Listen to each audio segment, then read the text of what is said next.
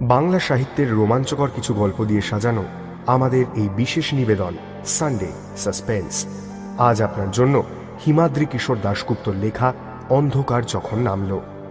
হিমাদ্রি কিশোর দাশগুপ্তর জন্ম 1973 সালে কলকাতায়। কলকাতা বিশ্ববিদ্যালয় থেকে ইতিহাসে স্নাতকোত্তর। বর্তমানে প্রায় সমস্ত শিশু কিশোর পত্রিকায় নিয়মিত লেখক। আজকের গল্পটি আমরা নিয়েছি দ্বীপ প্রকাশন থেকে প্রকাশিত অন্ধকার যখন নামল বইটি থেকে। গল্প পাঠে দ্বীপ, গল্পের সূত্রধার আমি অগ্নি। শুরু হচ্ছে অন্ধকার যখন নামল।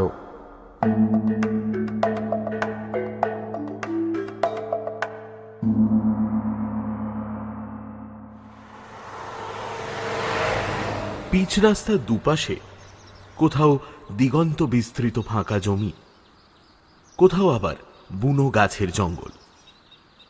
অনেক দূরে দূরে কখনো কখনো গ্রামের প্রান্ত দেশের দু একটা বাড়ি ঘর দেখা যাচ্ছে।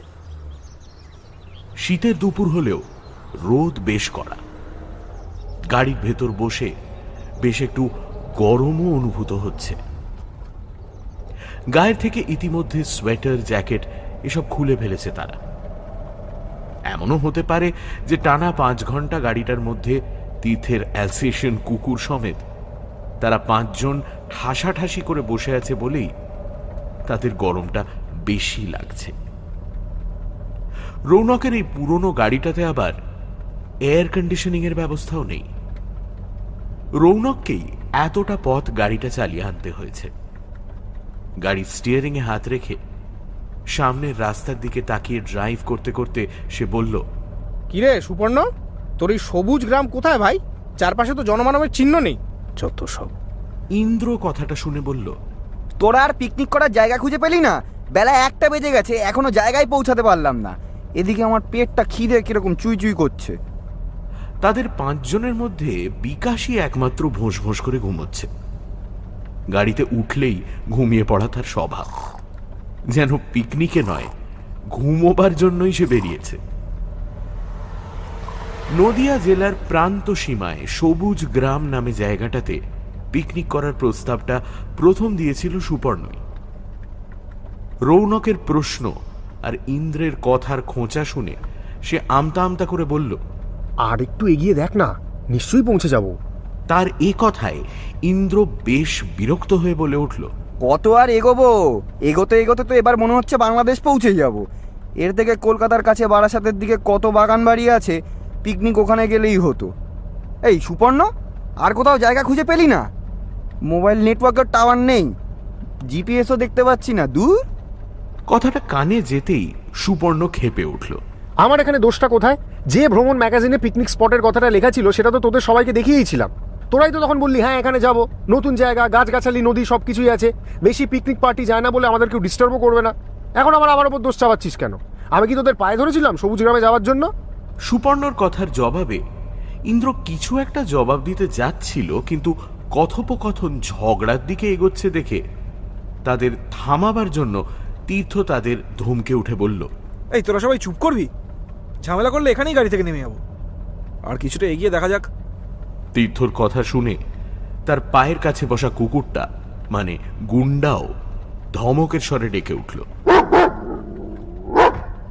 তীর্থকেই এই বন্ধুদের গ্রুপের দলপতি বলা যায়। সে অন্যদের থেকে কিছুটা ডাকাবুকো ধরনের। অন্যদের বিপদে সে সব সময় ঝাঁপিয়ে পড়ে।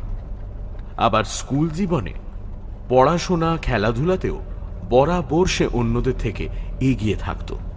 বন্ধুরা প্রত্যেকেই তার কথা শুনে চলে। কাজেই তার কথা শুনে থেমে গেল সবাই।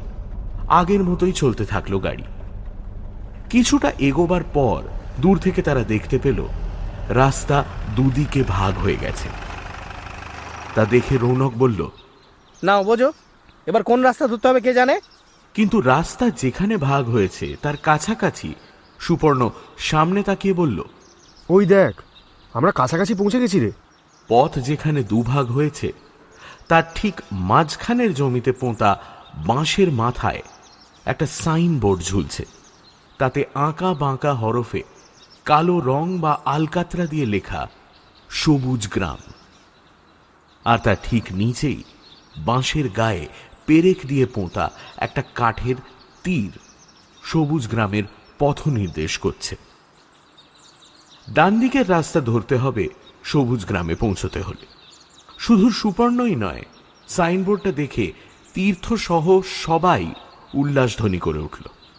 এমনকি বিকাশও ঘুম ভেঙে উঠে বলল, আমরা পৌঁছে গেলাম নাকি? রৌনক সবুজ গ্রাম যাবার নির্দেশিত পথে ডান দিকে রাস্তাতে গাড়ি ঢুকিয়ে দিল। ক্লান্তি মুছে আবার নতুন উদ্যমে এগোতে থাকলো তারা। রাস্তার দুপাশে ঝোপঝাড় কিছুক্ষণের মধ্যেই বদলে যেতে লাগলো বড় বড় গাছে। পথের দুপাশে দাঁড়িয়ে থাকা গাছগুলো দুদিক থেকে তাদের ডালপালা প্রসারিত করে যাত্রাপথের মাথার ওপর চাঁদোয়া রচনা করেছে। রোদের আলো ঝিলিক দিচ্ছে তাদের ফাঁক দিয়ে। একসময় মাথার ওপরের সেই পাতা ডালপালার চাঁদোয়া আস্তরণ যেন আরো ঘন হয়ে উঠল, ছায়াময় হয়ে উঠল গোটা পথটা। এগিয়ে চলল তারা, কিন্তু বেশ অনেকটা পথ এগোবার পরও কোনো লোকালয়ের দেখা মিলল না। আবারও কেমন যেন আশঙ্কার দানা বাঁধতে শুরু করলো সবার মনে। গাড়ি ড্রাইভ করতে করতে রৌনক বলল, আরে এদিকেও তো পথ শেষ হচ্ছে না, দূর। আরে সামনে কি খারাপ রাস্তা ভাই। ঠিক এই সময় তারা দেখতে পেল কিছুটা তফাতে রাস্তার পাশের জঙ্গলের ভিতর থেকে একজন লোক বেরিয়ে গাড়িটার উদ্দেশ্যে হাত তুলে দাঁড়ালো। রৌনক তার সামনে পৌঁছে ব্রেক কষে গাড়িটাকে দাঁড় করালো। গাড়ির সামনে এসে দাঁড়ালো লোকটা, মাঝবয়সী একজন লোক। তীর্থ ভালো করে তাকালো তার দিকে। লোকটার এক চোখ কানা, চোয়াল আর মুখের গড়ন কেমন যেন ছুঁচলো ধরনের। নাকের নিচে ঝ্যাঁটার কাঠির মতো কয়েকটা গোঁপ, খালি গা, খালি পা, পরনে শুধু একটা খাঁকি হাফ প্যান্ট। লোকটার রোমশ বুকে হাতে ঝুড়ো মাটি লেগে আছে। তাকে দেখলেই মনে হয় স্থানীয় গ্রামীণ মানুষ। তীর্থ লোকটার উদ্দেশ্যে বলল, আমরা পিকনিক করতে যাচ্ছি সবুজ গ্রামে। সে জায়গাটা কত দূর? গাড়ি থামালে কেন? হলদেটে দাঁত বার করে হাসল লোকটা, তারপর বলল, আপনারা ভুল পথে এসেছেন বাবু। ও জায়গা এখান থেকে 20 মাইল পিছনে রাস্তা, যেখানে দুভাগে ভাগ হয়েছে, সেখান থেকে বাম দিকের পথ। আপনারা ভুল পথে এসেছেন বুঝতে পেরেই তো আমি গাড়ি থামালুম। কথাটা শুনে তীর্থ বিস্মিত হয়ে উঠল। কিন্তু ওদিকে তো সাইনবোর্ডে লেখা ছিল এদিকেই সবুজ গ্রাম। লোকটার কথা শুনে আঁতকে উঠল সবাই। ভুল পথে চলে এসেছে তারা। বেলা তো প্রায় 2টো বাজতে চলেছে। গাড়ি ঘুরিয়ে কখনই বা তারা সেই পথে পৌঁছবে? তারপর রান্না বান্না করে কখনই বা খাবে? নাকি চড়ুই ভাতি না করেই কলকাতার পথে রওনা হতে হবে তাদের? গাড়ির পেছনের অংশে হাঁড়ি, কড়াই, বাজার ইত্যাদি মালপত্র রাখা আছে।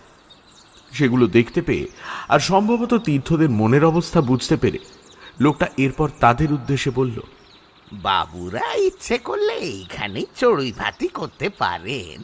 এই গাছগুলোর আড়ালে বেশ সুন্দর ফাঁকা জায়গা রয়েছে। লোকটার কথা শুনে ইন্দ্র অন্যদের উদ্দেশ্যে বলল, দেখ, কথাটা কিন্তু মন্দ নয়। আর কোথাও গিয়ে কাজ নেই, এখানেই নেমে পড়িছ। রৌনক বলল, তা নয় বুঝলাম, কিন্তু রান্নাটা হবে কিভাবে? ভ্রমণের ওই বইটাতে লেখা ছিল সবুজ গ্রামের পিকনিক স্পটে গ্যাসের সিলিন্ডার, ওভেন এসব পাওয়া যায়। সেই কারণে আমরা তো গ্যাস সিলিন্ডার, ওভেন কিছু আনিনি। কথাটা কানে গেল লোকটা। এক চোখে তাকিয়ে সে বলল, উনুনের ব্যাপারে চিন্তা করবেন না বাবুরা, আমি উনুন খুঁড়ে দেব। জঙ্গল থেকে কাঠ আনা, বাসনপত্র ধোয়া মোছা সব কাজ আমি করে দেব।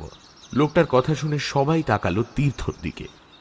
সে এই দলের মাথা, তার সিদ্ধান্তের ওপর সবকিছু নির্ভর করছে।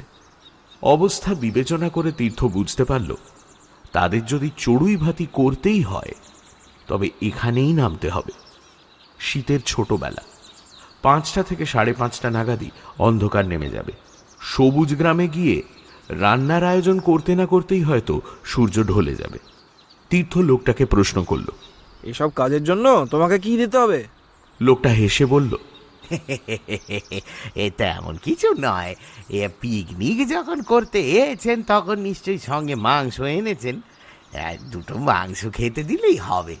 তীর্থ লোকটার কথা শুনে অনুমান করল লোকটা নিতান্তই গরিব মানুষ, মাংস কিনে খাবার ক্ষমতা তার নেই, তাই দুটো মাংস ভাত খাবার লোভে তাদেরকে সাহায্য করতে চাইছে। তীর্থ লোকটার উদ্দেশ্যে প্রথমে বলল, হ্যাঁ, মাংস আমাদের সঙ্গেই এনেছি, আর খাবার যা বাঁচবে তা তোমাকে দেবো, আর বকশিসও দেবো। চল তবে এখানেই নেমে পড়ি। গুন্ডা শুয়েছিল তীর্থের পায়ের কাছে। তীর্থ তার গলাতে পরানো নাইলনের ফিতেটা ধরে টানতে কুকুরটা প্রথমে উঠে দাঁড়ালো, তারপর গাড়ির জানলার বাইরে লোকটাকে দেখতে পেয়েই তীব্র গর্জন করে উঠল। কুকুরটাকে আগে দেখতে পায়নি দাঁড়ানো লোকটা। গুন্ডাকে দেখতে পেয়ে আর তার উদ্দেশ্যে গর্জন শুনে লোকটার সঙ্গে সঙ্গে গাড়ি থেকে ছিটকে দূরে সরে গেল। বিস্ময় মাখানো মৃদু ভয়ার্তভাবে সে বলে উঠল, ও হ্যাঁ, আপনাদের সঙ্গে কুকুর আছে? কুকুরের ভয়ে লোকটা চলে গেলে মুশকিল হবে। লোকটার উদ্দেশ্যে গর্জন করেই চলেছে গুন্ডা। তীর্থ গুন্ডার মাথায় হাত বুলিয়ে তাকে শান্ত করার চেষ্টা করতে করতে লোকটাকে আশ্বস্ত করার জন্য বলল, তোমার কোনো ভয় নেই, ও কাউকে কোনোদিন কামড়ায় না, তোমাকে নতুন লোক দেখে অমন করছে। গাড়ি থেকে নেমে পড়ল সবাই। তীর্থ গুন্ডার গলার বকলসের ফিতেটা ধরে গাড়ি থেকে নামতেই সে লোকটার উদ্দেশ্যে গর্জন করে এগোতে গেল।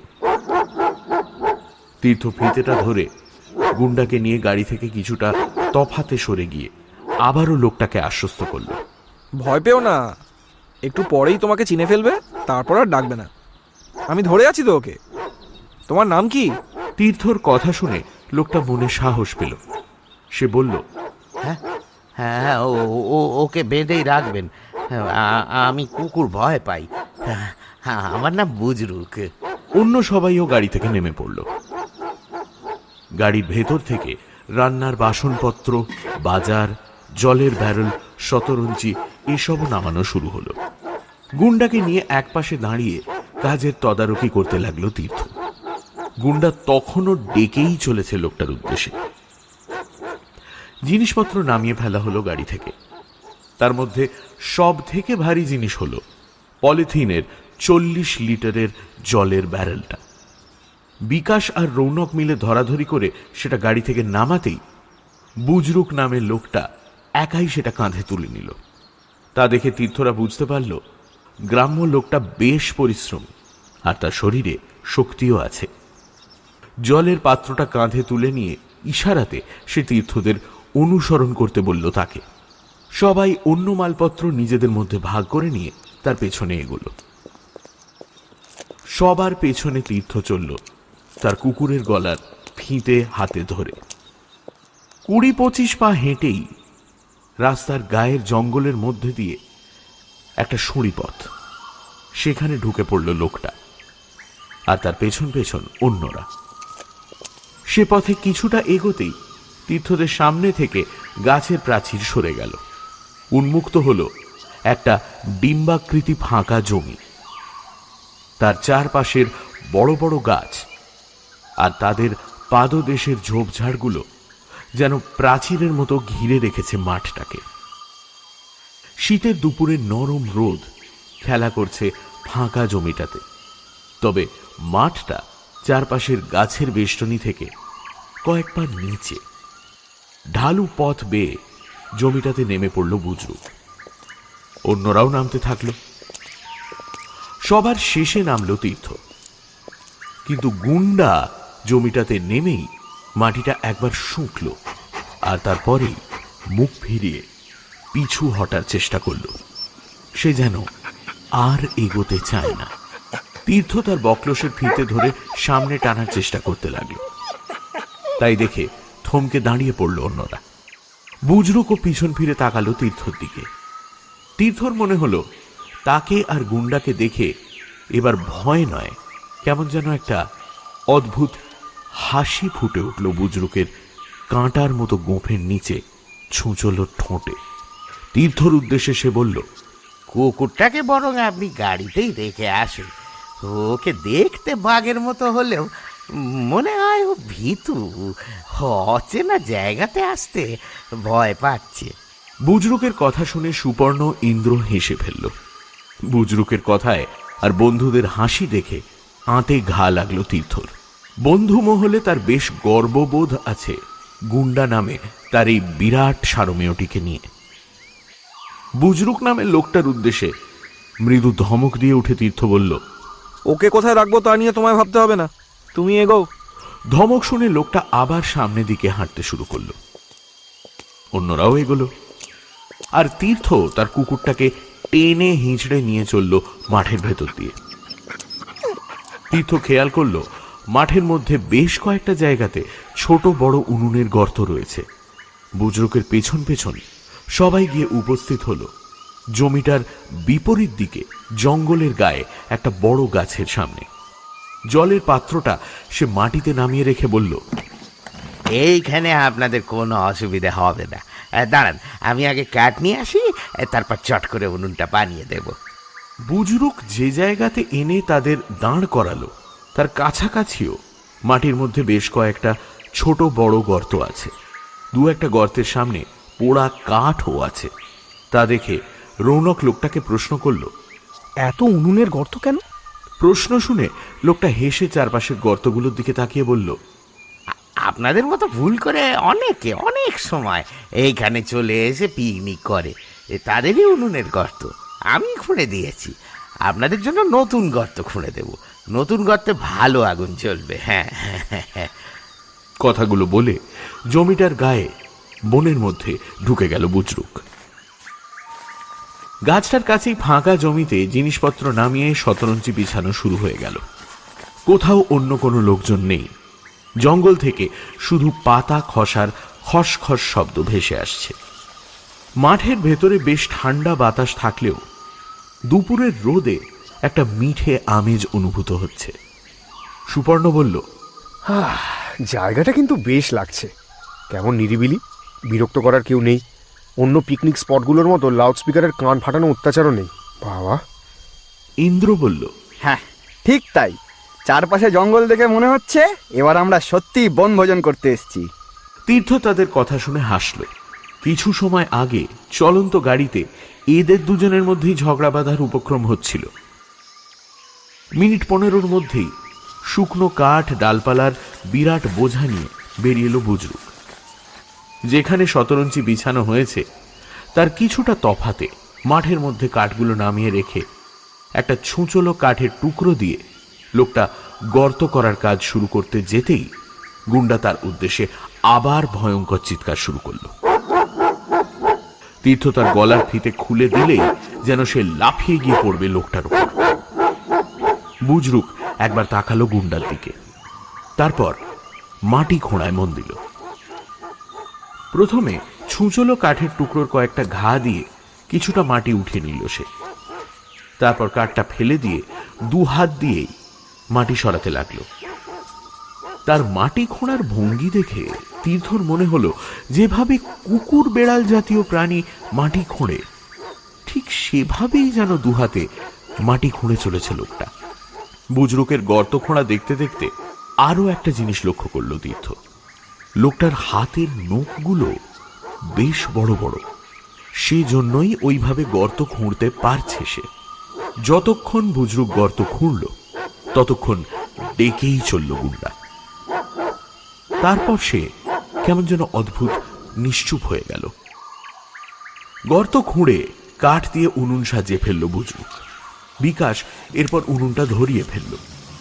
হাতে বেশি সময় নেই, তাই শুধু মাংস ভাত রান্না হবে বলেই ঠিক হলো। চাল ধুয়ে প্রথমে ডেকচিতে ভাত বসানো হলো। তারপর শতরঞ্চিতে তাস নিয়ে আড্ডা দিতে বসলো সবাই। তীর্থ এগিয়ে গেল শতরঞ্চির দিকে, কিন্তু গুন্ডা কিছুতেই বসতে চাইল না শতরঞ্চিতে। বারবার উঠে দাঁড়িয়ে সে তাকাতে লাগলো চারদিকে। অগত্যা কিছুটা বাধ্য হয়েই তীর্থ তাকে নিয়ে গিয়ে কাছেই একটা সরু গাছের গুঁড়ির সঙ্গে বেঁধে দিয়ে এলো। তারপর অন্যদের পাশে বসলো। তীর্থ শতরঞ্চিতে বসতেই বুজরুক তাদের সামনে এসে দাঁড়ালো। দাঁত বার করে সে বলল, বাবুরা তালের রস খাবেন? খাঁটি তালের রস। রৌনক জানতে চাইল তালের রস তুমি কোথায় পাবে? জঙ্গলের মধ্যে আছে, আমি হাঁড়ি ঝুলিয়েছি, কিনতে হবে না, আনি। তীর্থরা সবাই শহুরে মানুষ, তালের রসের কথা শুনলেও তা চোখে দেখার সৌভাগ্য হয়নি। কাজেই রৌনক বলল, যাও আনো দেখি কেমন খেতে। তাদের সম্মতি পেয়ে বুজরুক জঙ্গলে ঢুকে কিছুক্ষণের মধ্যেই একটা মাটির হাঁড়ি নিয়ে বেরিয়ে এসে সেটা রাখল তীর্থদের সামনে। হাঁড়িতে ফেনা ওঠা তালের রস, ঝাঁঝালো মিষ্টি গন্ধ বেরোচ্ছে। তীর্থ একটা প্লাস্টিকের গ্লাসের রস ঢেলে নিয়ে চাখল। স্বাদটা তার ভালো লাগলো না, কিন্তু অন্য তিনজনের বেশ লাগলো তালের রস। ধীরে ধীরে তারা হাঁড়ি শেষ করে ফেলল। এরপর তারা তাস আর আড্ডায় মাতল। সূর্য দ্রুত এগোতে লাগলো বিকেলের দিকে। গল্প করতে করতে কখন যে ভাত ফুটে গেছে তা খেয়ালই ছিল না তীর্থদের। বুজরুকের কথাতে সংবিত ফিরে এলো তাদের। বাবু, চাল রান্না হয়ে গেছে। তীর্থ দেখল ঘড়িতে কখন যেন 4:30 বেজে গেছে। সে আর সুপর্ণ তাড়াতাড়ি উঠে পড়ে ভাতের ডেকচিটা নামিয়ে নিল। এরপর উনুনে ডেকচি বসিয়ে সুপর্ণ যখন তাতে পাঁঠার মাংসগুলো ছাড়তে যাবে, ঠিক সেই সময় বুজরুক বলে উঠল, বাবুদের একটা কথা বলি, আমাকে তো আপনারা মাংস দেবেনই, যদি এখনই দিয়ে দেন। ইন্দ্র কথাটা শুনতে পেয়ে বলল, কাঁচা মাংস নিয়ে তুমি কি করবে? বুজরুক একটু চুপ করে থেকে বলল, ঘরের জন্য নিয়ে যাব, ছেলে মেয়েদের দেব। তীর্থর কথাটা শুনে বেশ মায়া হলো লোকটার প্রতি। গরিব মানুষ, মাংস কিনে খাবার ক্ষমতা নেই, তাই কাঁচা মাংস বাড়ি নিয়ে গিয়ে রান্না করে ছেলেপুলে নিয়ে একসঙ্গে খেতে চাইছে। এই কথা ভেবে তীর্থ রৌনককে বলল, ও যখন বলছে তখন কাঁচা মাংসই দিয়ে দে না ওকে। হাসি ফুটে উঠল বুজরুকের মুখে। কয়েকটা বড় পাতা কুড়িয়ে আনলো সে। রৌনক তীর্থের কথা মতো কাঁচা মাংসই দিল, একটু বেশি পরিমাণেই দিল। মাংস চাপিয়ে আবার শতরঞ্জিতে আড্ডা দিতে বসলো তারা। বিকেল হবার সঙ্গে সঙ্গেই রোদ মরে আসতে শুরু হয়েছে। শীতের বিকেল দ্রুত শেষ হয়েই ঘণ্টাখানেকের মধ্যেই অন্ধকার নামবে। মাংস রান্না হয়ে গেলেই খাওয়া সেরে তারা রওনা হয়ে যাবে কলকাতার দিকে। বিকাশ বলল, এই জায়গাটাতে যদি বেলা থাকতে থাকতে আসা যেত, তবে জঙ্গলের মধ্যে একটু ঘোরাও যেত। নিজেদের মধ্যে নানা ধরনের গল্প, হাসি মশকরা চলতে লাগলো। একসময় ধীরে ধীরে মাংসর গন্ধ ছড়াতে শুরু করলো। তখন মাংস রান্না প্রায় হয়ে এসেছে। হঠাৎ যেন বেশ কিছুক্ষণ নিশ্চুপ থাকার পর কুকুরটা আবার ডাকতে শুরু করলো। না, ঠিক গর্জনের মতো ডাক নয়, অদ্ভুত একটা গোঙানির মতো শব্দ শুরু করতে লাগলো সে। গুন্ডাকে এমন ভাবে আগে কোনো দিন ডাকতে শোনেনি তীর্থ, কিন্তু কুকুরটা একইভাবে ডেকে চলল। গুন্ডার ডাকে মাঝে মাঝে আড্ডায় ছেদ পড়তে লাগলো। তীর্থ বুঝতে পারল গুন্ডার আচরণে স্পষ্ট বিরক্ত বোধ করছে বন্ধুরা। রৌনক একসময় তীর্থকে বলেই ফেলল, বাবা, এ ভাই, তুই আমার থেকে গাড়ির চাবিটা নিয়ে ওকে গাড়িতে রেখে দিয়ে প্লিজ। আর তো ঘন্টাখানেকের ব্যাপার মাত্র, কোনো কারণে ওর এই জায়গাটা পছন্দ হচ্ছে না। হ্যাঁ, সেটাই ভালো। ও যেমনভাবে চেঁচাচ্ছে তাতে শান্তিতে থাকতে দেবে না। রান্না তো প্রায় হয়েই এলো, সামান্য সময় ও ঠিক গাড়িতে থাকতে পারবে। কুকুরটাকে গাড়িতে রেখে আসবার জন্য রৌনকের থেকে গাড়ির চাবিটা চেয়ে নিয়ে শতরঞ্চি ছেড়ে উঠে দাঁড়ালো তীর্থ। বুজরুক মাঠের মধ্যে হেঁটে বেড়াচ্ছে। তার দিকে একবার তাকিয়ে নিয়ে তীর্থ গুন্ডার কাছে গিয়ে গাছের গা থেকে তার ফিতেটা খুলে নিল। তারপর গুন্ডাকে নিয়ে মাঠ পেরিয়ে উল্টো দিকে গাছের আড়ালে রাস্তায় যেখানে গাড়িটা রাখা আছে সেদিকে যাবার জন্য এগোলো। গুন্ডা চিৎকার থামিয়ে এগোলো তার সঙ্গে। সন্দিগ্ধভাবে মাঠের চারপাশে তাকাতে তাকাতে জমি শুকতে শুকতে এগোতে লাগলো সে। মাঠে ঠিক মাঝখানে পৌঁছে হঠাৎ থমকে দাঁড়িয়ে পড়ে দাঁত বের করে গড়গড় করে উঠল গুন্ডা। কিছুটা তফাতেই একটা উনুনের গর্ত। সেদিকে তাকিয়ে দাঁড়িয়ে পড়েছে সে। ভালো করে গর্তটার দিকে তাকিয়ে তীর্থর একটা জিনিস চোখে পড়ল। গর্তর ঠিক মুখটাতেই এক টুকরো কাঁচা মাংস পড়ে আছে। বুজরুক মাঠে ঘুরে বেড়াচ্ছে। তার কাছ থেকেই নিশ্চয়ই অসাবধানতায় মাংসটা খসে পড়েছে গর্তের মুখে। এ কথা ভেবে নিয়ে গর্তটার পাশ কাটিয়ে গুন্ডাকে নিয়ে তীর্থ এগোল।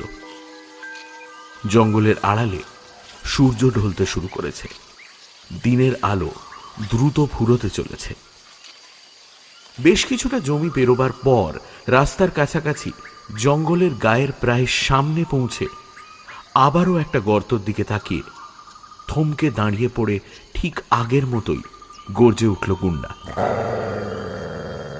সেই গর্তটার দিকে তাকিয়ে এবার সত্যি বেশ আশ্চর্য হলো তীর্থ। এই গর্তটার মুখেও কাঁচা মাংসর টুকরো। তবে কি বুজরুক নিজেই মাঠের মধ্যে ঘুরে বেড়াতে বেড়াতে মাংসর টুকরো ছড়াচ্ছে? লোকটা পাগল নাকি? অদ্ভুত লোক তো। তীর্থ তাকালো তার বেশ কিছুটা দূরে মাঠের মাঝখানে তার দিকে পিছন ফিরে ঘুরতে থাকা বুজরুকের দিকে। হাত দুটো স্পষ্ট দেখা যাচ্ছে তার, খালি হাত। যাকে সে তার ভাগের মাংস নিয়ে যা করছে করুক। এ কথা ভেবে নিয়ে তীর্থ এরপর মাঠ ছেড়ে উঠে সুঁড়িপথ ভেঙে এগুলো রাস্তার দিকে। গাড়ির দরজা খুলতেই এক লাফে ভেতরে ঢুকে পড়ল গুন্ডা। গাড়ির একটা জানলার কাঁচ কিছুটা নামিয়ে দরজা বন্ধ করে ফেরার পথ ধরল তীর্থ। সে যখন মাঠে নামল তখন সূর্য বনের আড়ালে চলে গেছে। অন্ধকার নামার আগেই খাওয়া সেরে মালপত্র গুছিয়ে তাদের ফিরতে হবে। তীর্থ তাই দ্রুত এগোলো মাঠের অন্য প্রান্তে তার বন্ধুদের দিকে। সে যখন তার বন্ধুদের কাছে পৌঁছল তখন মাংস রান্না হয়ে গেছে। উনুনের ওপর মাংসর ডেকচিতে খুন্তি নাড়াবার পর বিকাশ সেটা শতরঞ্চির কাছে নামিয়ে আনছে। কিছুটা তফাতে উবু হয়ে বসে আছে বুজরুক। তীর্থর একবার মনে হলো মাংস ফেলার ব্যাপারটা সম্বন্ধে প্রশ্ন করে লোকটাকে, কিন্তু এরপরেই তার মনে হলো ব্যাপারটা তার বন্ধুদের কানে গেলে হয়তো তারা পয়সা দিয়ে কেনা দামি মাংস এভাবে নষ্ট করার জন্য ঝামেলা বাঁধিয়ে দেবে বুজরুকের সঙ্গে। বাসনপত্র তো মাজিয়ে নিতে হবে লোকটাকে দিয়ে। তাই শেষ বেলাতে ঝগড়াঝাঁটির সম্ভাবনা এড়াতে তীর্থ আর কোনো প্রশ্ন করল না। তীর্থরা যখন খেতে বসলো তখন বনের আড়ালে সূর্য সত্যি ডুবে গেছে। বাতাস বেশ ঠান্ডা হয়ে এসেছে। সন্ধে নামার প্রস্তুতিতে মাঠের ওপর পাতলা কুয়াশার চাদর ভাসতে শুরু করেছে।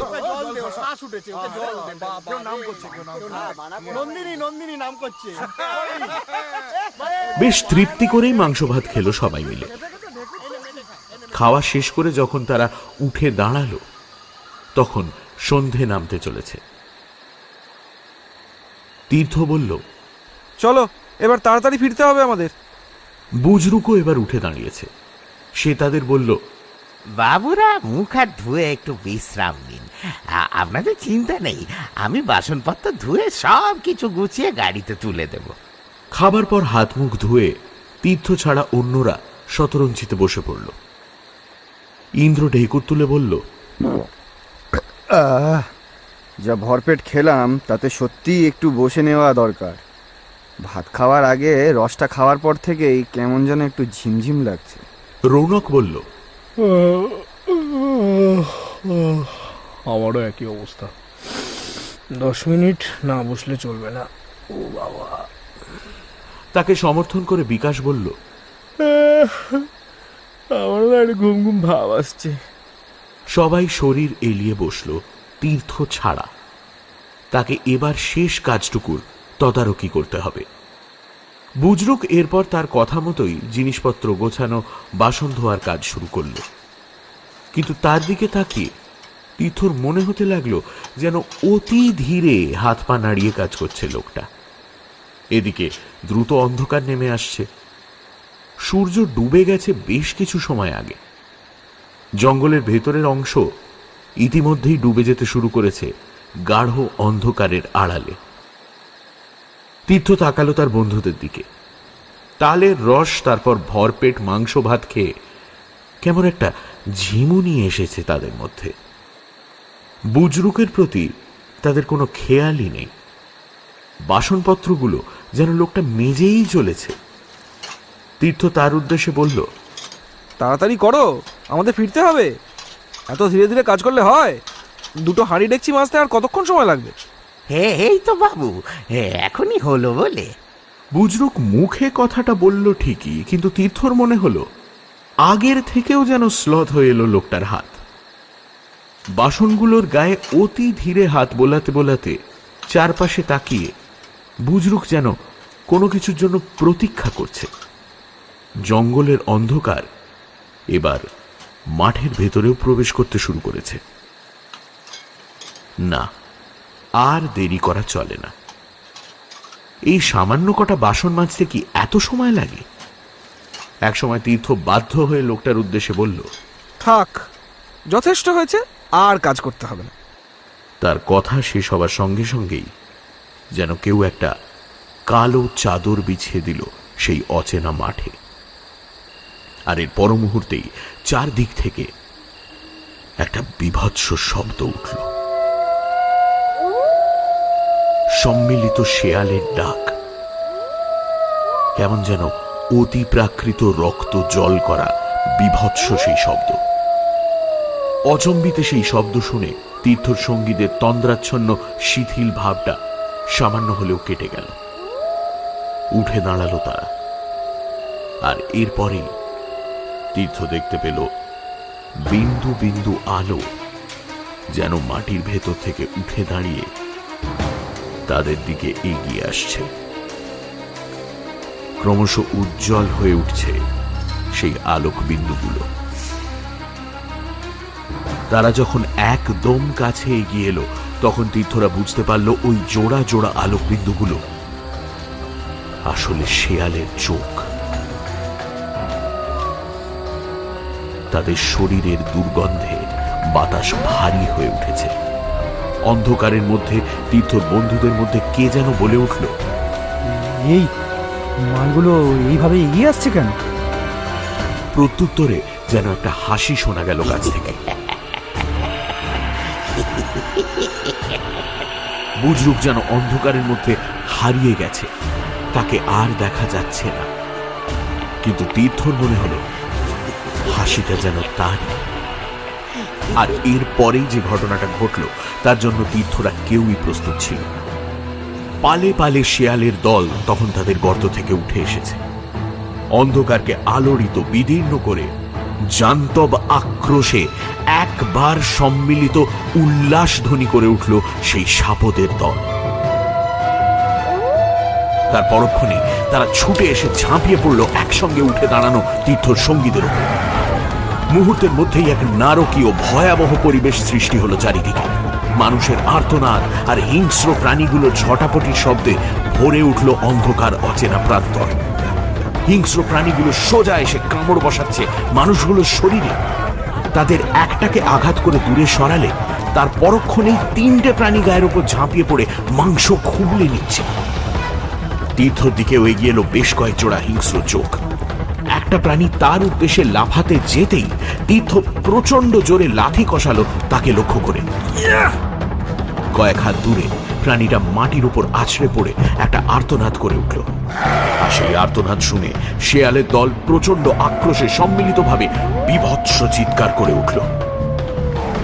তীর্থর মনে হলো মাঠের চারিদিকের অন্ধকারের মধ্যে থেকে জোড়া জোড়া জ্বলন্ত চোখ এবার যেন তাকে লক্ষ্য করেই ছুটে আসছে। তীর্থ বুঝতে পারল বাঁচতে হলে পালাতে হবে তাদের। বন্ধুদের উদ্দেশ্যে সে বলে উঠল, পালা পালা, মাঠ ছেড়ে রাস্তার দিকে পালা। কথাগুলো বলেই মাঠের মধ্যে দিয়ে রাস্তার দিকে ছুটতে শুরু করল সে। বিকাশ আর রৌনক ততক্ষণে মাটিতে পড়ে গেছে। শেয়ালের দল খুবলে খেতে শুরু করেছে তাদের শরীর। সুপর্ণ আর ইন্দ্র কোন রকমে ছুটতে শুরু করলো তীর্থর কথা শুনে। আর একদল শেয়ালও ছুটতে শুরু করলো তাদের পেছনে। মাঝ মাঠে পৌঁছে একটা গর্তের মধ্যে পা ঢুকে মাটিতে পড়ল সুপর্ণ। মুহূর্তের মধ্যে মৌমাছির পালের মতো তার উপর ঝাঁপিয়ে পড়ল পেছন থেকে ছুটে আসা শেয়ালের একটা দল। সুপর্ণ কোনো আর্তনাদ করার সুযোগও পেল না, আর বাকিরা ছুটে চলল তীর্থর আর ইন্দ্রর পেছনে। প্রথমে ছুটছে তীর্থ, তার কিছুটা তফাতে ইন্দ্র, আর তার পেছনে উন্মত্ত হিংস্র শেয়ালের দল। তীর্থ যখন মাঠ ছেড়ে ওপরে উঠে জঙ্গল ভেঙে রাস্তার দিকে ছুটে যাচ্ছে, তখন ইন্দ্র শেষ আর্ত চিৎকার শুনতে পেল তীর্থ। সে বুঝতে পারল হিংস্র প্রাণীগুলো ধরে ফেলল ইন্দ্রকে। তীর্থ এও বুঝতে পারল যে ইন্দ্রকে সাহায্য করতে যাওয়ার চেষ্টা বৃথা। খালি হাতে এই উন্মত্ত হিংস্র প্রাণীগুলোর সঙ্গে লড়াই করতে গেলে তাকেও ছিঁড়ে খাবে তারা। তাই তীর্থ পেছনে না ফিরে ঝোপ জঙ্গল ভেঙে ছুটে চলল রাস্তার দিকে। কোন রকমে রাস্তায় পৌঁছে দেখল তাদের গাড়িটা একই জায়গাতে রয়েছে। এক ছুটে গাড়ির কাছে পৌঁছে গেল তীর্থ। তাকে দেখেই ডেকে উঠল গুন্ডা। তীর্থর কাছেই গাড়ির চাবি ছিল। কোন রকমে দ্রুত চাবি দিয়ে গাড়ির দরজা খুলে ফেলল সে। তীর্থ যখন ভেতরে ঢুকতে যাচ্ছে, ঠিক তখনই পেছনে একটা অস্পষ্ট শব্দ শুনে পেছনে তাকিয়ে সে দেখল তার গাড়ির দিকে এগিয়ে আসছে একজন মানুষ। সম্ভবত লোকটা তার পেছনেই ছুটে এসেছে। অন্ধকার হলেও তার অবয়ব দেখে তাকে চিনতে অসুবিধে হল না তীর্থর। বুজরুক। সেও কি তবে শেয়ালদের তাড়া খেয়ে পালিয়ে এলো, নাকি অন্য কোনো ব্যাপার? গাড়িতে উঠতে গিয়ে তার দিকে তাকিয়ে থমকে দাঁড়িয়ে পড়ল তীর্থ। লোকটা গাড়ির আরো কাছে এগিয়ে এলো।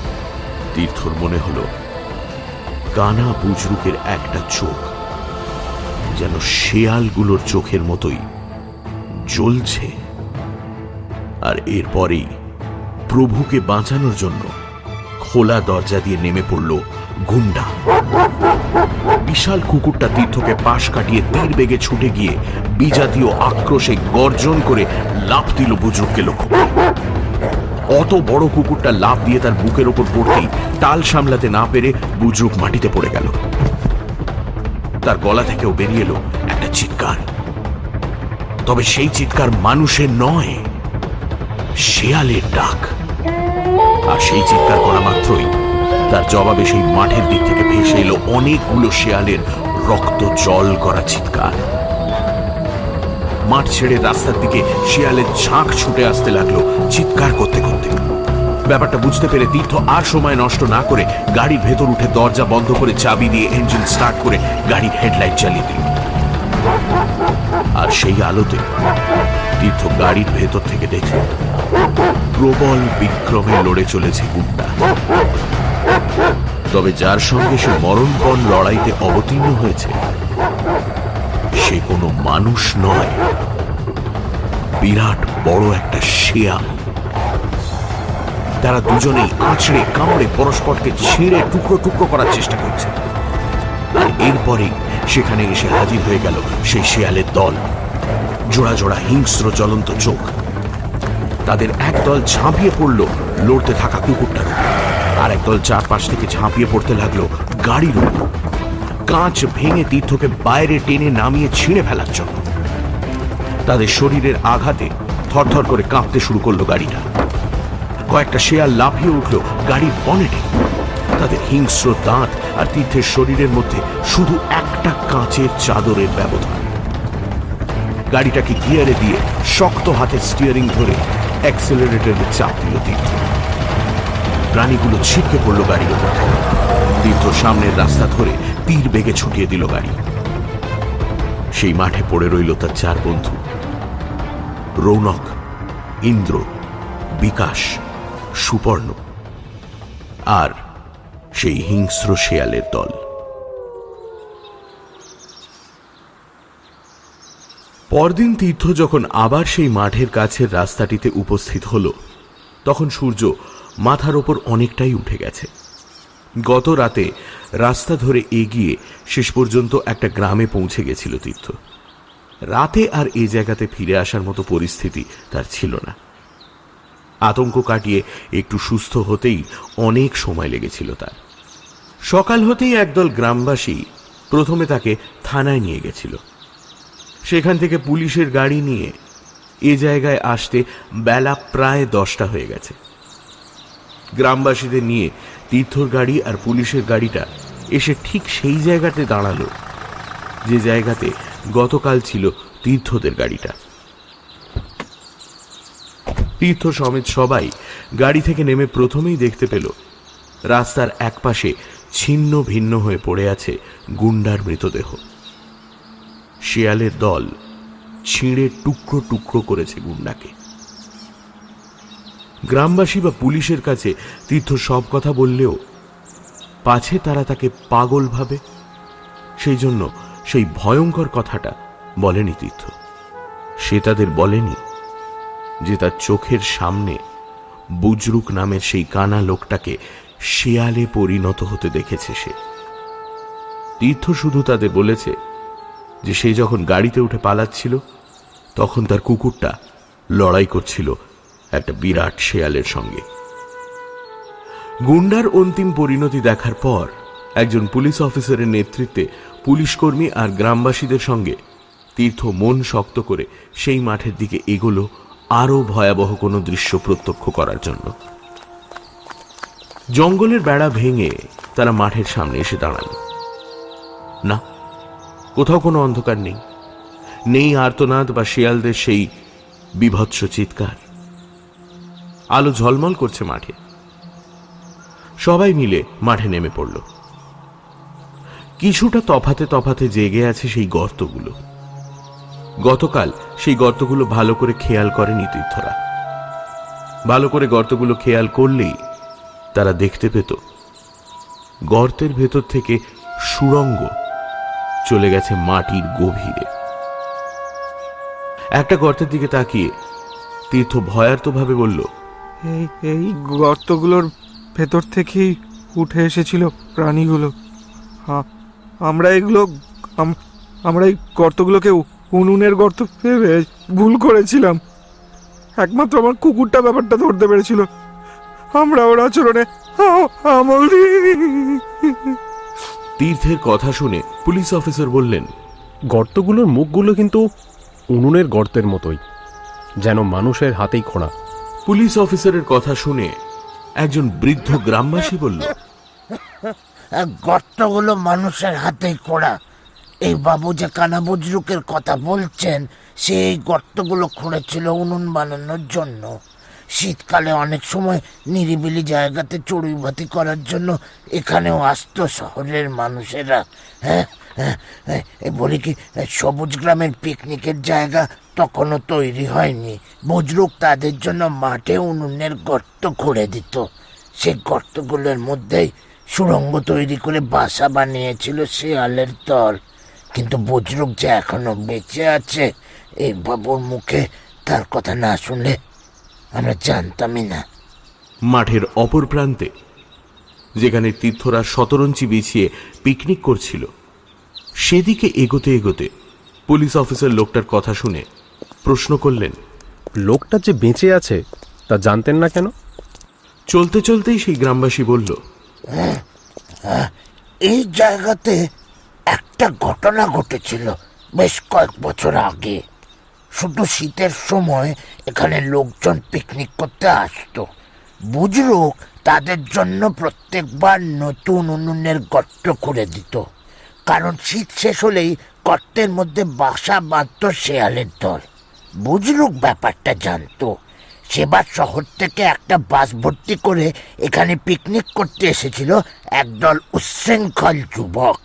বুজরুক তাদের জন্য উনুনের গর্ত করেছিল, কিন্তু কিভাবে যেন সেই ছেলে ছোকরার দল বুঝতে পেরেছিল যে মাঠের অনেক গর্তের মধ্যে শিয়াল থাকে। শিয়াল এমনিতে ভীতু প্রাণী, দিনের বেলা তারা বাইরে বেরোয় না। গর্তে শিয়াল আছে বুঝতে পেরে নিষ্ঠুর মজা করার জন্য সেই অসভ্য লোকগুলো গরম জল ঢালতে থাকলো গর্তগুলোর ভেতর। আতঙ্কিত নিরীহ প্রাণীগুলো পুড়ে যাওয়া অবস্থাতে গর্ত থেকে বাইরে বেরিয়ে ছোটাছুটি করতে লাগলো, আর তা দেখে আমোদ পেতে লাগলো নিষ্ঠুর লোকগুলো। তারপর বনভোজন করে বনভোজন করে ফিরে গিয়েছিল তারা। ওই ঘটনার পর থেকে কানা বুজরুককে আর কেউ কোনোদিন দেখেনি। সে সময় একটা খবর অবশ্য উঠেছিল, বুজরুক বারবার নিষেধ করা সত্ত্বেও যখন সেই শয়তান মানুষগুলো জল ঢালা থামালো না, তখন নাকি বুজরুক ওই অসহায় নিরীহ প্রাণীগুলোর ওপর লোকগুলোর অত্যাচার আর সহ্য করতে না পেরে একটা লোক যেই না শিয়ালের গর্তে গরম জল ঢালতে যাবে, সেই গরম জল লোকটার গায়ে ঢেলে দিয়েছিল। আর তারপরেই নাকি লোকগুলো বুজরুককে পিটিয়ে মেরে মাঠের কোথাও পুঁতে দিয়েছিল তার দেহ। গল্পটা শুনে পুলিশ অফিসার বললেন, কিন্তু এই ভদ্রলোকের কথায় যখন জানাই যাচ্ছে যে বুজরুক বেঁচে আছে, তখন তাকে খুঁজে বের করা দরকার। তার থেকে জানতে হবে কেন এমন ঘটল। তীর্থরা পৌঁছে গেল সেই নির্দিষ্ট জায়গাতে। শতরঞ্চিটা আগের মতোই একই জায়গায় মাটির উপর বিছানো আছে। জিনিসপত্রগুলোও ছড়িয়ে ছিটিয়ে পড়ে আছে। কিছুটা তফাতে বুজরুকের খোঁড়া তীর্থদের উনুনের গর্তটাও আছে, কিন্তু তীর্থর সঙ্গীদের কোনো চিহ্ন নেই। অফিসার বললেন, শিয়ালের দল লোকগুলোকে খেয়ে ফেলেছে নাকি? চারপাশে খুঁড়ে দেখো যদি তাদের কোনো চিহ্ন মেলে, আর দেখো ওই বুজরুক কোথাও লুকিয়ে আছে কিনা। তীর্থ আর পুলিশ অফিসার দাঁড়িয়ে রইলেন শতরঞ্চির কাছে, আর অন্য পুলিশ কর্মী আর গ্রামবাসীরা তল্লাশি শুরু করলো মাঠ আর তার পাশের জঙ্গলে। বেশ অনেকক্ষণ ধরে খোঁজ করার পর পুলিশ কর্মী আর গ্রামবাসীরা আবার তীর্থদের কাছে ফিরে এলো। না, মাঠ বা জঙ্গল কোথাও তীর্থের সঙ্গীদের বা বুজরুকের চিহ্ন মেলেনি। অফিসার বললেন, তাহলে এখানে থেকে আর কোনো লাভ নেই, চলুন থানায় ফিরে যা ব্যবস্থা নেবার নিতে হবে। অগত্যা ফেরার জন্য পা বাড়াতে যাচ্ছিল সবাই। ঠিক সেই সময় একটা অস্পষ্ট শব্দ ভেসে এলো শতরঞ্চিটার কাছ থেকে। শব্দটা শুনে একজন পুলিশ কর্মী শতরঞ্চিটা মাটি থেকে উঠিয়ে ফেলতেই এক অদ্ভুত দৃশ্য পড়ল তীর্থসহ সকলের চোখে। সদ্য খোঁড়া বেশ বড় একটি গর্তে গুটিসুটি মেরে শুয়ে আছে 4টে পূর্ণ বয়স্ক শেয়াল। তাদের নড়াচড়ার শব্দই কানে গিয়েছিল তীর্থর। সূর্যের আলো গর্তর মধ্যে পড়তেই চোখ বন্ধ করে ফেলল প্রাণীগুলো। তাদের মধ্যে কোনো হিংস্রতা নেই, বরং এতগুলো মানুষের কণ্ঠস্বর শুনে কাঁপতে লাগলো ভীরু প্রাণীগুলো। বেশ অসহায় দেখতে লাগছিল তাদের। কিছুক্ষণ তাদের দেখার পর গর্তটার উপর আবার শতরঞ্চি ঢাকা দিয়ে দেওয়া হলো। সে জায়গাটা ছেড়ে তীর্থদের উনুনের গর্তটার পাশ দিয়ে হেঁটে ফেরার পথ ধরল সবাই। তীর্থরা যদি সেই উনুনের গর্তটা ভালো করে খেয়াল করত, তবে বুঝতে পারত সেই গর্তটাও সুড়ঙ্গের আকার নিয়েছে। তার গভীর অন্ধকারে, যেখানে সূর্যের আলো প্রবেশ করছে না, সেখানে শুয়ে তীর্থদের কথাবার্তা শুনছিল একটা কানা শেয়াল। মনে মনে সে বলছিল, শেয়ালের সংখ্যা আরো 4টে বাড়লো। আবারও নিশ্চয়ই পথ ভুল করে মানুষ আসবে এখানে, যেমন আসে। বাড়তে থাকবে শেয়ালের সংখ্যা, যেমন বেড়ে চলেছে। তারপর একদিন আমরা দিনের আলোতেই গর্ত ছেড়ে বেরিয়ে ঝাঁপিয়ে পড়ব মানুষদের ওপর। টুকরো টুকরো করে ছিঁড়ে ফেলব নিষ্ঠুর পৃথিবীর নিষ্ঠুর মানুষগুলোকে।